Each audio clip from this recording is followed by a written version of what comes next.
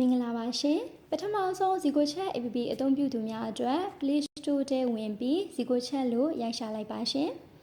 Install ခလုပ်လေးနှိပ်ပေးလိုက်ပါရှင်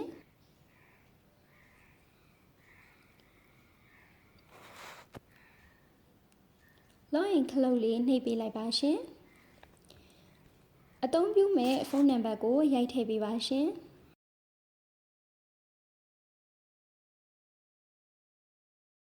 ကြားလာတဲ့ SMS ကုတ်ကနန်း6လုံးလေးကိုရိုက်ထည့်ပေးပါရှင်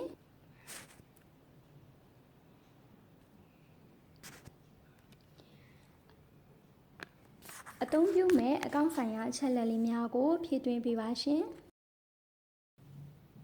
ပေါ်လာတဲ့ permission လေးတွေကိုအလောင်းခလုတ်လေးနှိပ်ပေးပါရှင်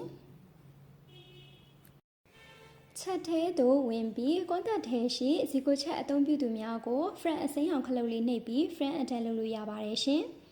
အသုံးမပြုသေးတဲ့တငယ်ချင်းများကိုလည်း contact ထဲရှိ mobile contact ထဲတွားပြီး invite လုပ်လို့ရပါတယ်ရှင်